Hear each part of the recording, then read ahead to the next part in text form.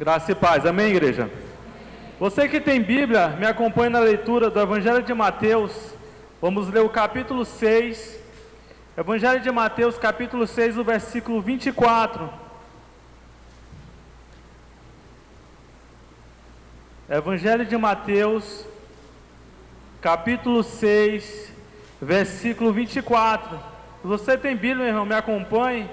Se você não tiver, só ouça. Diz assim a palavra de Deus: ninguém pode servir a dois senhores, porque ou há de odiar a um e amar a outro, ou se dedicará a um e desprezará o outro. Não podeis servir a Deus e a mamão ou riquezas, dependendo da versão. Veja só, meu irmão, o que a palavra de Deus acabou de dizer aqui: ninguém pode ter dois senhores. Ninguém pode servir a Deus ou outra coisa, ou a riqueza ou as coisas materiais. Você escolhe um ou outro, porque ou você vai agradar mais a um e odiar outro, ou vice-versa. Então o que o Evangelho aqui, segundo Mateus, quer falar? Deus sempre tem que estar em primeiro lugar em nossas vidas. Não tem como você agradar a Deus se Ele não estiver em primeiro lugar nas nossas vidas. E a gente sabe que aquilo que está em primeiro lugar, aquilo que a gente ama, a gente pode falar 1000 vezes: eu amo, eu amo, eu amo. Mas você sabe que aquilo, as pessoas que lhe amam, as pessoas que têm uma reputação por você, as pessoas que gostam de você, elas demonstram isso através de atitudes. Você pode dizer: eu amo a Deus. Se você perguntar para qualquer pessoa, você ama a Deus, a pessoa vai dizer. Mas essas palavras não valem nada, porque o que vai provar que você ama a Deus são as suas atitudes.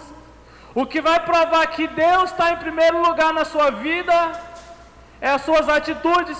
A Bíblia fala que a fé sem obras é morta. Não existe fé se não tiver obras. Não existe fé se não tiver atitude. Da mesma forma, você serve a Deus ou você serve a mamão, as riquezas? Todo mundo vai falar que não serviu primeiro a Deus, mas o que vai provar se eu ou você serve a Deus vai ser nossas atitudes, vai ser aquilo que a gente faz. A Bíblia fala que pelos frutos conhecereis. Tem muitas árvores que é parecido, mas quando você vê o fruto, você sabe: isso aqui é um pé de pêssego, isso aqui é um pé de laranja, isso aqui é um pé de tangerina, isso aqui é um limão. Às vezes a gente confunde, isso é laranja ou é limão? A gente pega e prova: pelos frutos conhecereis. Da mesma forma aqui, meu irmão, não dá para servir a Deus e as riquezas. Como isso, meu irmão? Nós temos um Deus que Ele está acima de todas as coisas. Ele é o teu Senhor, Ele é o meu Senhor, amém? Ele é o nosso Deus. E muitas vezes a gente vê, vai chegando no final do mês, o dinheiro vai acabando. E às vezes a gente tende a entrar em desespero: meu Deus, o dinheiro está acabando, o que eu vou fazer? Mas eu quero te falar uma coisa: o teu Deus não é o dinheiro. O teu Deus é Senhor Jesus Cristo. E Ele não vai, meu irmão, desamparar o justo, e nem vai deixar o seu filho mendigar o pão. A palavra de Deus diz que o Senhor, Ele é fiel para cumprir todas as suas promessas. Aquilo que está escrito na palavra de Deus, se nós somos fiéis, Deus vai cumprir, meu irmão. Deus vai cumprir. Então não se desespere se o dinheiro está acabando. Não se desespere se não tem dinheiro para comprar um remédio. O Senhor Jesus Cristo é o médico dos médicos. E possa ser que você não tenha dinheiro para comprar o remédio, mas o Senhor pode lhe curar através do seu poder. Amém, irmãos? Então, meu irmão, vamos colocar o Senhor em primeiro lugar. Não esteja cansado demais para vir para a igreja. Como o nosso pastor sempre fala: eu estou muito cansado de ir para a igreja, hoje eu não vou não, estou cansado demais. Mas você está cansado porque você fez algo para Deus ou porque você fez o que você queria? Eu estou cansado do meu trabalho. Não há desculpa. Você pode estar cansado.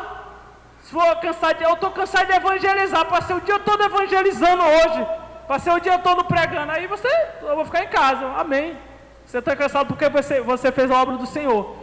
Agora, se você está cansado porque você só trabalhou para ganhar o seu dinheiro, meu irmão, não tem desculpa. Temos que servir ao Senhor em primeiro lugar.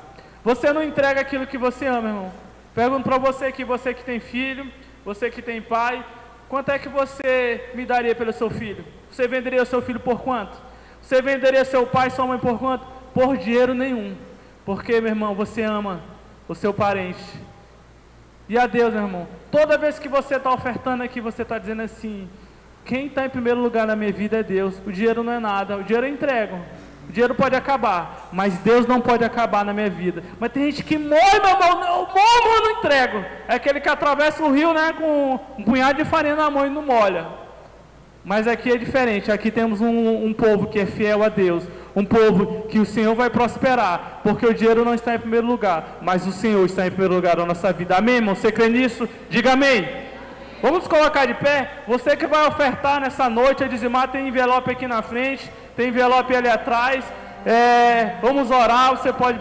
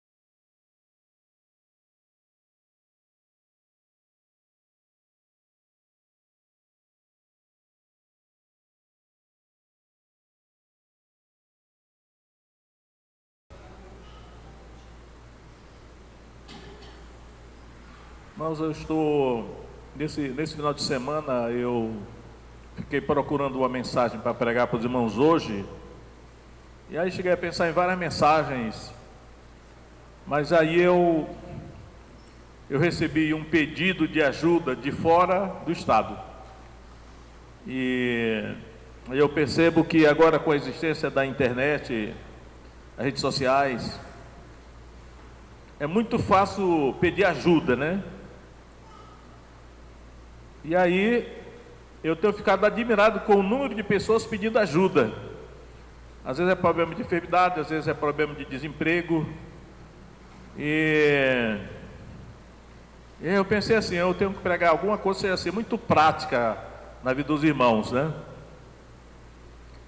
E aí eu percebo que nós estamos numa geração que nós somos sempre moldados culturalmente, né? E aí é tanto que quando a gente recebe um pedido de ajuda, eu pensei assim, eu não conheço essa pessoa, eu não sei se o que ela está dizendo é verdade, até as fotografias que ela mandou eu não sei se são verdadeiras, porque podem ser forjadas, né? Acredito até que seja verdade, né? Assim, mas é muito pedido de ajuda chegando. E aí eu digo, rapaz, não dá para dar conta, tanta gente precisando de ajuda. E tem muitos crentes também precisando de ajuda. E às vezes a necessidade é tão grande, tanta gente sofrendo, desemprego, doença, é tanto problema, que às vezes nós até nos esquecemos o que a Bíblia diz, né? Qual é a orientação que a Bíblia nos dá para nós enfrentarmos essas circunstâncias, dificuldades de toda ordem, né? E aí eu quero refletir um pouco com os irmãos aí, na resposta que a Bíblia dá para essa questão. Então, eu vou considerar aqui o livro de Tiago. A carta de Tiago, né? Esse Tiago aí era irmão de Jesus, filho de Maria. Posteriormente ele se tornou bispo da igreja de Jerusalém, era respeitado entre os apóstolos, né? Ele não era um dos apóstolos, era irmão de Jesus, tinha um status. Rapaz, agora eu senti que está fazendo um pouco de calor, vou ligar aqui um ventilador desse aqui. Tomara que ele não me atrapalhe nas páginas da Bíblia, né?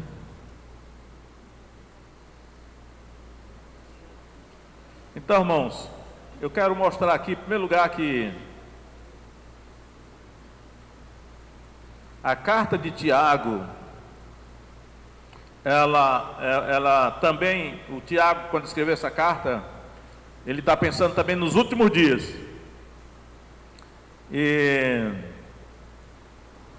vamos ler Tiago capítulo 5, verso 7, por exemplo. Diz aí, Tiago 5, 7. Sede, pois, irmãos, pacientes até a vinda do Senhor. Veja que ele fala da vinda do Senhor, os últimos dias, né? Eis que o lavrador espera o precioso fruto da terra, aguardando com paciência, a palavra paciência aparece de novo aí, até que receba a chuva temporã e serôdia. Sede vós também pacientes, a palavra paciente se repete aí, né? Fortalecei os vossos corações, porque já a vinda do Senhor está próxima. Novamente, a vinda do Senhor está na mente dele. Irmãos, não vos queixeis uns contra os outros, para que não sejais condenados. Eis que o juiz está à porta. É Jesus, o juiz é Jesus que está vindo, né? Com aquele salmo que a Débora leu, o salmo 96, diz assim: o Senhor vem julgar a terra. Termina assim o salmo. Esse Senhor aqui é Jesus, olha. Esse juízo está à porta, ele está vindo para julgar a terra. Meus irmãos, tomai por exemplo de aflição e paciência. Normalmente a palavra paciência aparece aí. Os profetas que falaram em nome do Senhor. Eis que temos por bem-aventurados os que sofreram. Ouvistes qual foi a paciência de Jó, e vistes o fim que o Senhor lhe deu, porque o Senhor é muito misericordioso e piedoso. Então, a palavra paciência, ela é traduzida às vezes por sofredor, né? Tem texto assim, a pessoa, sofredor é paciente. Quando fala em paciência, a Escritura mostra que a paciência deve ser exercida no meio da aflição. Você está passando por aflição, sofrimento, tribulação, é nesse contexto que ele diz para ter paciência. Por isso que a palavra para os últimos dias é paciência e fé. Aqueles que pela paciência e fé herdam as promessas. E aqui ele cita o caso de Jó, né? Um dos personagens que Tiago cita aqui do Antigo Testamento é Jó, que ele diz aqui que é um exemplo de paciência pelas aflições que ele teve que suportar, e que no final o Senhor lhe deu em dobro tudo que antes ele tinha. Mas o que eu quero, antes de passar para o próximo versículo, eu quero mostrar aqui em Apocalipse 6, verso 8, né, que está falando dos últimos dias, né, que eu acredito que são os dias que nós estamos vivendo aqui. Apocalipse 6, 8, que diz aí: e olhei e vi um cavalo amarelo, na verdade é verde, né, a palavra é cloros, e o que estava sentado sobre ele tinha por nome Morte, e o inferno o seguia. E foi-lhe dado poder para matar a quarta parte da terra. Agora vem só, com a espada, com fome, com peste e com as feras da terra. Esse é o cenário dos últimos dias, né? Esses 4 juízos aqui: a espada, a fome, a peste e as feras da terra. Esse é o cenário que está diante de nós. Agora, volta para Tiago capítulo 5, que aí eu quero considerar mais detidamente os conselhos que Tiago vai dar. E aí eu quero dizer aos irmãos aqui, irmãos, quando eu estou falando isso aqui, eu não estou censurando ninguém, né? Estou censurando ninguém. Eu sei que na hora do desespero, né, que as pessoas passam por desesperos, o pensamento que vem logo na mente de muitos vamos pedir ajuda para as pessoas, né? E hoje está muito fácil, quer dizer assim, está aqui o meu Pix, né? Aí você manda ajuda, né, para a pessoa que está precisando de ajuda. Só que eu acredito que é bom fazer isso, mas é bom não esquecer também da orientação da Bíblia para essa situação de desespero, de necessidade. Senão nós vamos nos nivelar as pessoas do mundo, que as pessoas do mundo não têm Deus, né? Não tem Deus, por mais que elas pensem, mas não tem, né?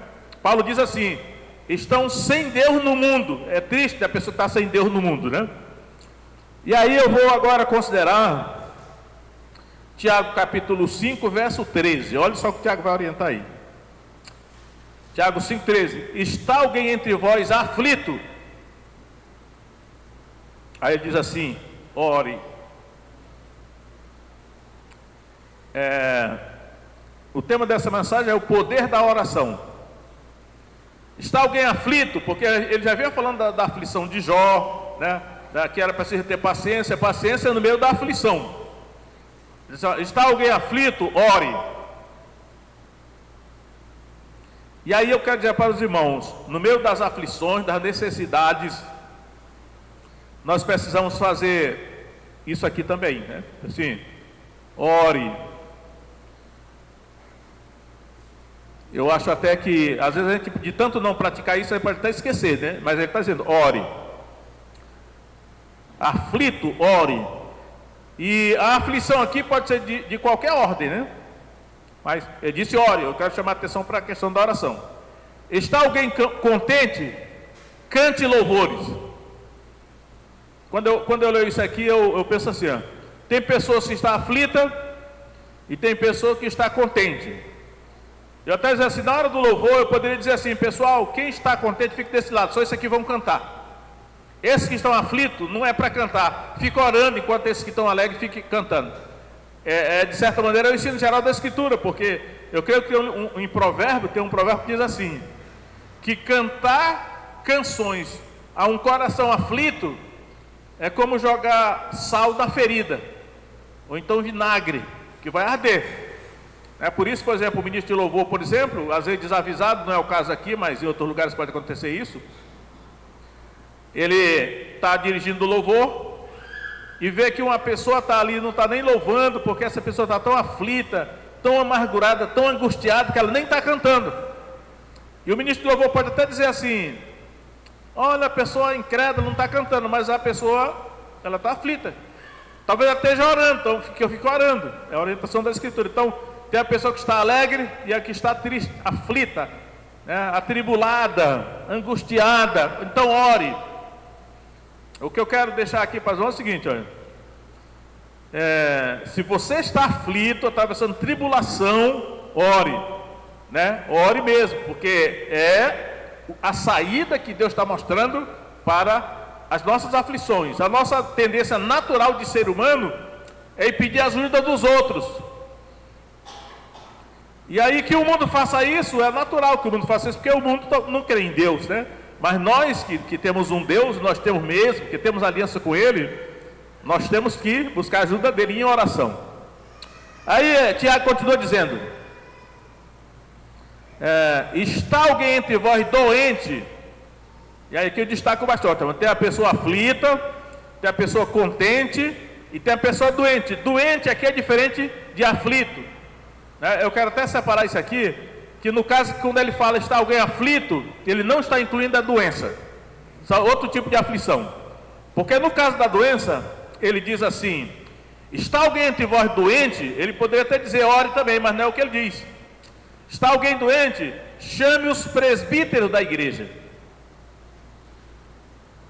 E aí, quando essa palavrinha está aqui, está alguém entre vós, o vós aqui que ele está falando, aí o irmão tem que entender, esse vós aqui é a igreja, não é o crentão, né? Não é o descrentão. Está alguém entre vós, é a igreja. Especificamente no caso aqui, quando Tiago escreveu essa carta, o primeiro versículo de Tiago 1, ele diz assim: Tiago, servo de Deus e do Senhor Jesus Cristo, as 12 tribos da dispersão, saúde. Ou seja, a dispersão é a diáspora, ou seja, as 12 tribos da diáspora são os judeus, né? É a igreja judaica. Por isso que eu enfatizo sempre que existem duas igrejas distintas no Novo Testamento: a igreja judaica, que é a verdadeira igreja, que é a oliveira verdadeira, enquanto que a igreja gentílica, ela foi enxertada na verdadeira oliveira, que é a igreja judaica, que é a igreja original, né? Então ele está dizendo assim: as 12 tribos da diáspora, os judeus crentes que formam a igreja judaica, mas por extensão a todos nós que somos da igreja gentílica, que fomos enxertados na oliveira verdadeira, que é a seiva que percorre o tronco, o caule, os galhos da oliveira verdadeira, também circula em nós que fomos enxertados no tronco, que no caso é o Espírito Santo, que é a seiva espiritual. Então, irmãos, ele diz assim: está alguém entre vós, ele que é crente aqui, doente, ele não disse ore, ele disse: chama os presbíteros da igreja, e estes orem sobre ele, ungindo com óleo em nome do Senhor. Então, mais uma vez aqui, por que Tiago não diz para quem está doente orar? Porque pode ser que a doença seja tão grave que a pessoa não tenha mais força nem para orar. Já que a pessoa não pode orar, chama alguém que pode, que no caso são os presbíteros da igreja. E aí eu disse, irmãos, presbíteros, bispo, pastor, a mesma coisa. Por mais que tenha igreja por aí que tem uma hierarquia de pastor é uma coisa, presbítero é outra, bispo é outra, mas o Novo Testamento, eu entendo, coloca como sinônimos presbítero, bispo e pastor. Ou seja, chame os pastores para orar.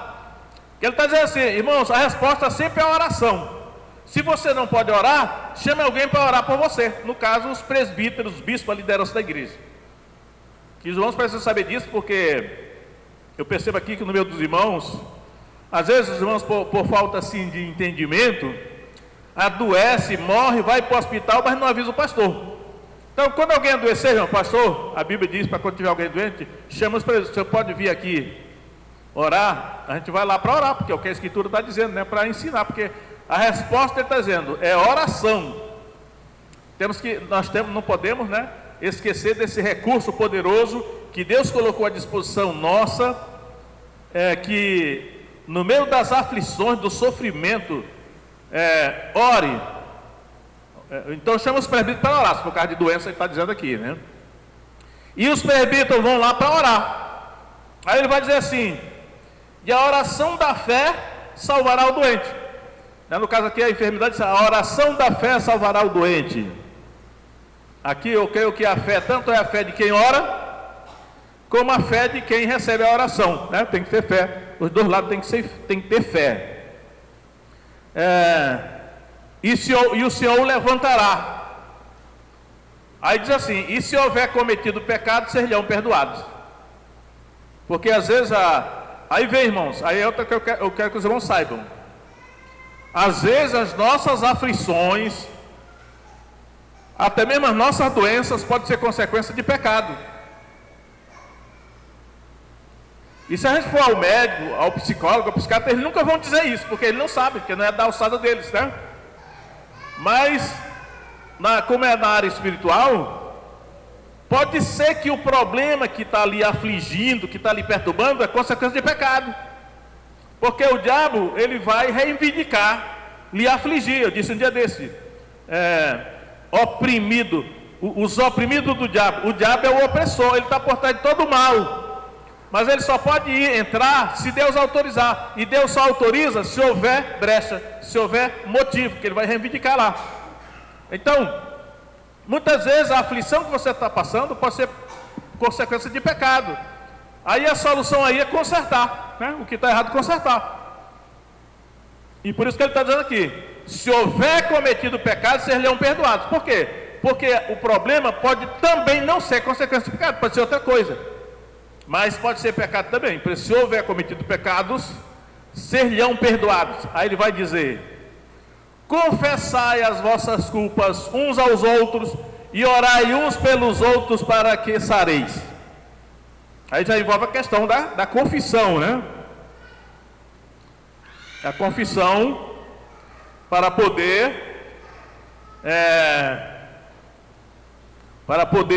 tirar a legalidade, né?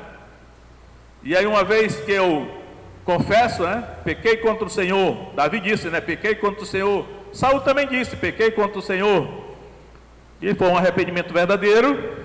A causa vai ser removida e Deus não deixará mais o diabo tocar em você, né? Se ele tiver feito isso, ele fez com Jó, né? Então, irmãos, aí ele vai dizer: a oração feita por um justo pode muito em seus efeitos. A oração feita por um justo pode muito em seus efeitos. E aí a gente tem que perguntar o que é justo, né? Que é esse justo que ele está falando aqui? Será que todos os crentes são justos? A princípio, sim, né? Porque o crente foi justificado pela fé. Se ele foi justificado, significa que agora ele é justo. Então ele pode orar a Deus. É interessante esse versículo, porque ele está dizendo assim: olha, a oração feita por um justo pode muito em seus efeitos. Significa então que a oração feita por um injusto não pode nada. Por isso que eu observo muito que a tendência, até da igreja, é assim: vamos orar, vamos orar. Eu já não faço isso. Está havendo problema? Então peraí, então vamos examinar primeiro se tem algum motivo, alguma legalidade que o diabo está reivindicando diante de Deus. Antes de orar, vamos descobrir se tem algo que precisa ser consertado, porque se não consertar, não adianta orar, né? E se a oração for feita por um injusto, também não vai adiantar nada, porque Deus não vai responder. Mas a oração feita por um justo pode muito em seus efeitos. Ele está dizendo aqui. Aí no caso, o justo aqui, tanto pode ser o crente, que se for um crente justo mesmo, como pode ser o presbítero ou o pastor que está lá sendo chamado para orar. Mas deve ser uma pessoa justa. E essa é a justificação pela fé, né? A pessoa foi realmente justificada. É que lá Paulo diz depois assim, né, em 1 Coríntios: vocês foram pecadores, mas fostes lavados, é o batismo, mas fostes santificados, é o batismo no Espírito Santo, mas fostes justificados em nome do Senhor Jesus Cristo e no Espírito nosso Deus. Isso é a justificação. Eu até entendi isso aí, disse: olha, irmãos, então significa que a justificação do ser humano acontece depois que ele se batiza nas águas e depois que ele é batizado no Espírito Santo. Esse texto mata a pau isso aí. Então a oração feita por um justo desse pode muito em seus efeitos. E aí, diante dos problemas que nós estamos enfrentando no mundo, a gente desesperada para todo lado, e as pessoas pedem ajuda, e está certo em pedir, porque a pessoa está desesperada, né? Mas tem que observar essa orientação da Escritura. Ore a Deus, peça para alguém orar. No caso aqui, eu acho que o mais indicado mesmo é pedir para, como ele disse aqui, para os pastores orarem, né? Chame os presbíteros da igreja e estes orem só dele. Se não fosse preciso o pastor orar, chame qualquer irmão da igreja, mas não diz, chame os presbíteros, porque os presbíteros que foram comissionados para orar pelos irmãos, né? Para ajudar aí, né? E Deus vai ouvir. Aí diz aí vem, irmão, essa questão aí da oração, né? Verso 17: Elias, vocês observem que antes Tiago tinha citado Jó como exemplo de paciência, e está lá toda a história de Jó lá do Antigo Testamento, né? Agora ele vai citar um outro personagem do Antigo Testamento, que é o profeta Elias. Não é por acaso que ele vai citar Elias, porque ele diz aí: Elias era homem sujeito às mesmas paixões que nós, e orando, pediu que não chovesse, e por 3 anos e 6 meses, não choveu sobre a terra. E orou outra vez, e o céu deu chuva, e a terra produziu o seu fruto. Então, irmãos, por que será que Tiago, ele invoca Elias, né, tanto tempo depois, ele invoca Elias como um modelo? Elias aqui é colocado como modelo de oração, de homem de oração. A oração de Elias era tão poderosa que ele orou e pediu que não chovesse. E aí por 3 anos e 6 meses não choveu sobre a terra. Houve grande fome lá. E depois ele orou de novo, e aí choveu. Voltou a dar, o céu deu chuva e a terra produziu o seu fruto. Eu quero até mostrar aos irmãos aqui, essa última oração de Elias, ela está bem destacada. Vamos dar uma olhada lá. Primeiro livro de Reis.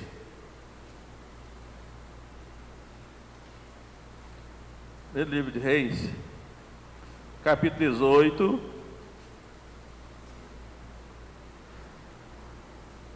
Agora já terminaram os 3 anos e meio de seca, houve fome. Agora Elias vai orar de novo para que volte a chover, depois de 3 anos e meio. Aí diz aí, primeiro livro de Reis 18, verso 42.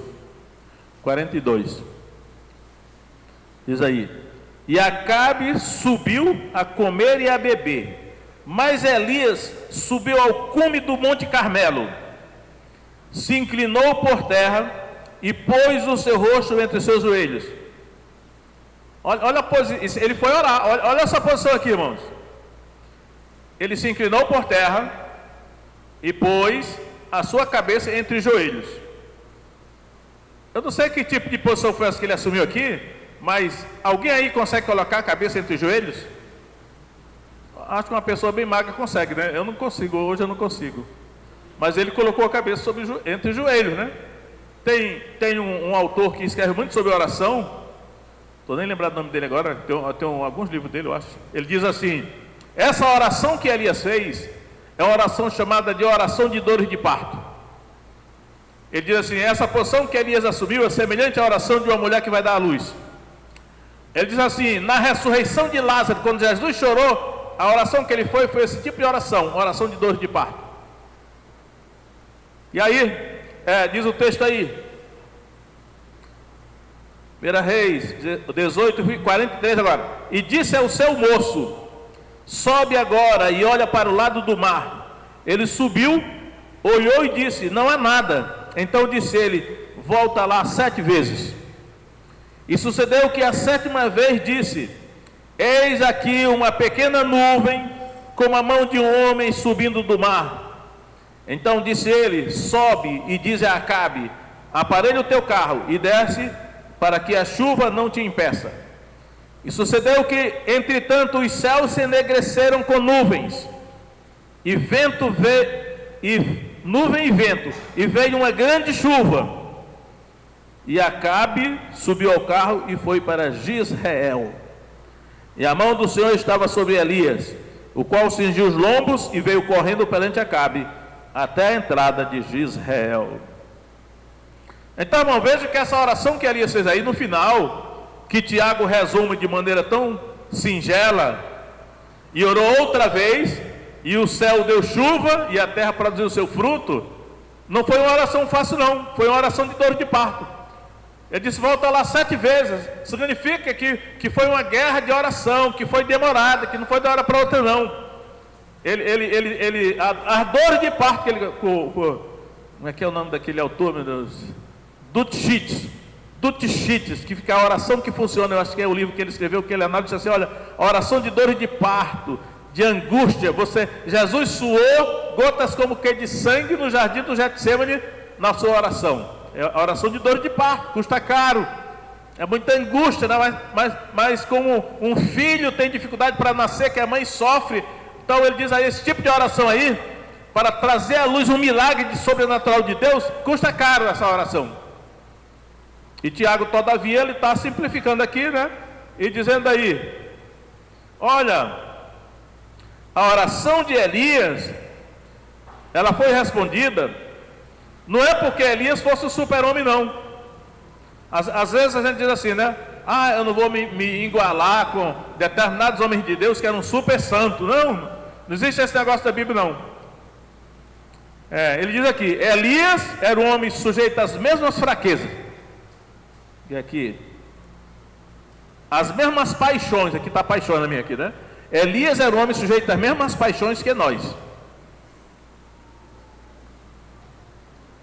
E aí, mesmo assim, Deus respondeu a oração dele.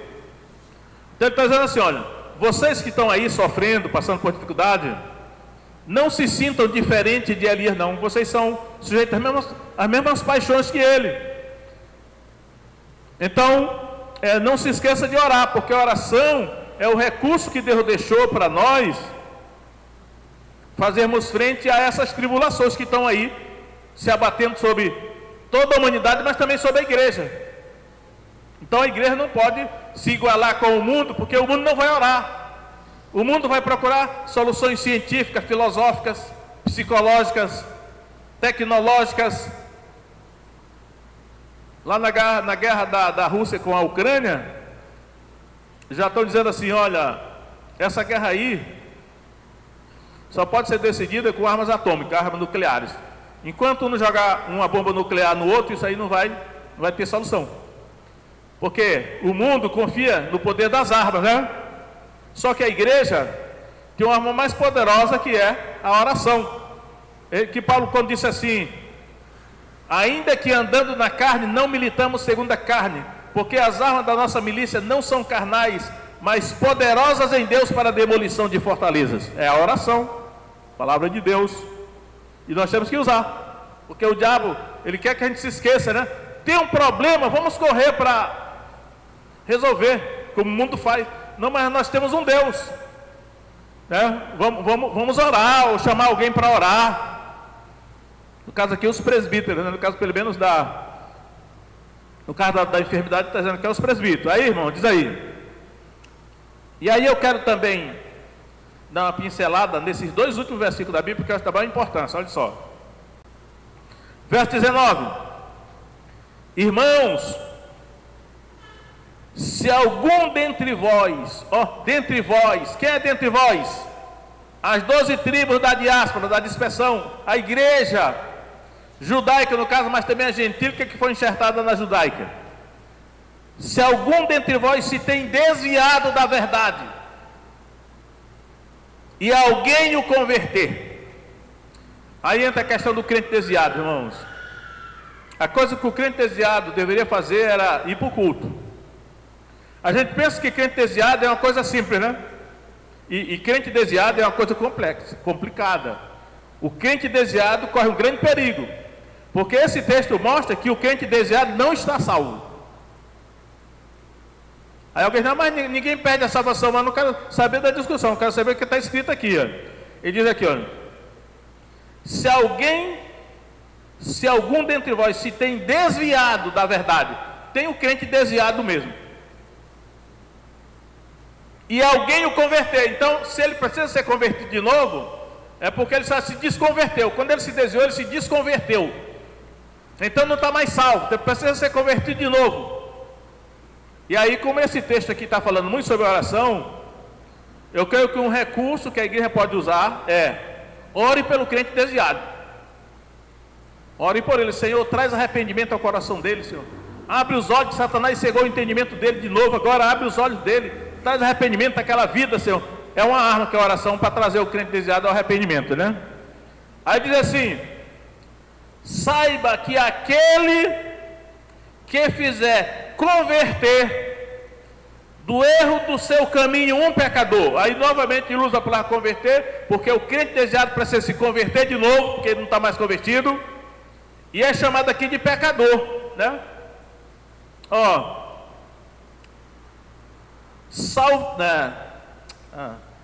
Fizer converter do erro do seu caminho um pecador, Irmão, se ele é pecador, ele não está mais salvo. Porque crente não é pecador. Pecador é o que não é salvo. A Bíblia faz distinção. Crente não é pecador. Pecador é que não é crente, que não está salvo.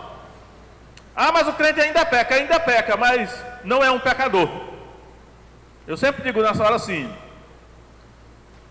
tem muitos irmãos aí que jogam futebol, né? Mas joga assim no final de semana, uma pelada qualquer ali. Mas jogador mesmo é o Neymar. Ele é jogador profissional. Joga todo dia, porque tem que treinar para não se manter em forma. Agora, o irmão que joga uma vez na vida não é jogador, mas ainda joga futebol, né? Aliás, o Bussuna foi fazer isso e morreu de um infarto, né? É a mesma coisa aqui. O pecador peca todo dia. O pecador peca porque a árvore dá o seu fruto conforme a sua natureza. Então, um pé de laranjeira vai sempre dar laranja.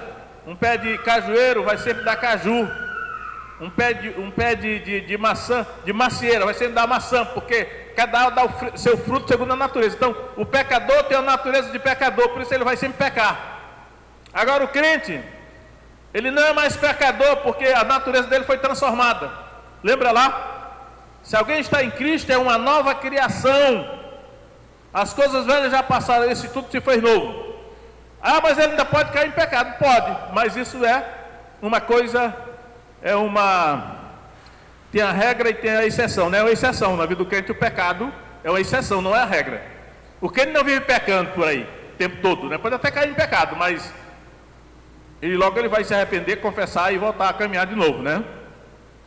Aí diz aqui, olha, aquele que converter do seu caminho um pecador, salvará da morte uma alma. Olha só, irmão, salvará da morte uma alma. Então, o crente desviado, a alma dele já estava morta de novo. E aí eu vou mostrar na próxima carta do apóstolo Pedro aqui, primeira carta de Pedro 1:9, que fala sobre a alma, diz assim, primeira carta de Pedro 1:9: alcançando o fim da vossa fé, a salvação das vossas almas.